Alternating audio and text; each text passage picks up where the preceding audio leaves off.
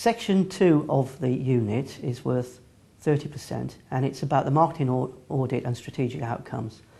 The marketing audit is a very important part of any marketing planning process. Information needs to be gathered both from the internal and external environments, and that information needs to be analysed and synthesised to enable the organisation to identify strategic opportunities, probably using something like a SWOT analysis.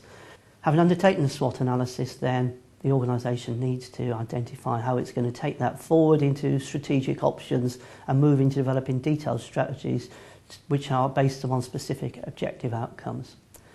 The first part of the marketing audit that is important is understanding how to do it in practice, and it's a very difficult thing to do, knowing where to get the information from, knowing when to stop collecting information, knowing that you've got enough, and realising that in some situations it's not always possible to collect all the information, and therefore you have to compromise and decide how you're going to limit what you do and take it forward on that basis. Information needs to be gathered on two separate elements of the audit, the internal and the external. The external audit is generally undertaken by viewing macro-environmental forces, micro-environmental forces, and how they affect behaviour in the organisation and outside in terms of its customers and markets. And it's very important to try and realise what's going on out there and how that's likely to influence strategy development in the future. An important element of this is actually looking forward and trying to forecast and identify future trends. And so an important part of teaching this is getting students not only to realise what's going on at the moment, but to think ahead and look at how changing environmental factors might influence behaviour in the future, not only in terms of consumers, but competitors and other stakeholders in markets. The second important element is obviously the internal environment, and it's important to stress that planning is not just environmentally driven externally, but it also needs to be driven from the internal perspective. Strengths and weaknesses are very important as a basis for deciding how you're going to go about developing strategies and targeting markets and implementing plans.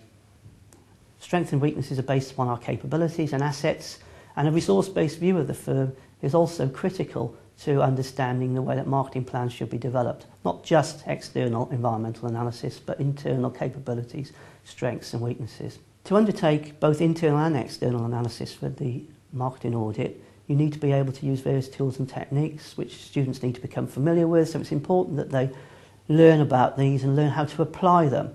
It's no good knowing about them unless you can apply them to practice. And again, therefore, tutors are strongly advised to ensure that students are able to take these tools and techniques and work with them to enable them to identify important outcomes which can move forward into the SWOT analysis and therefore enable the strategy to be identified.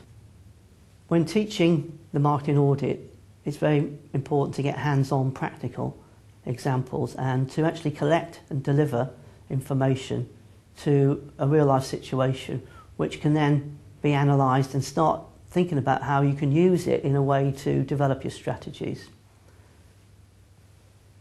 One way of finding out about information is obviously going to websites and using the CIM Knowledge Hub, and a lot of information is available there. One good way of practicing marketing audit is to look at previous case studies that are held on the tutor zone of the CIM website, particularly the SMIP case studies.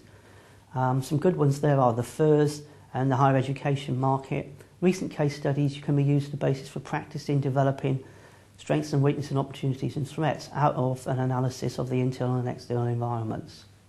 The CIM Knowledge Hub also has an accessible marketing planning tool which is very useful for practicing developing marketing audits. I think it's important to get that practice, and therefore I would advise tutors to utilise that marketing planning tool in a way which enables the students to apply it to their particular organisations, whatever that might be, and undertake the audit part of that planning tool.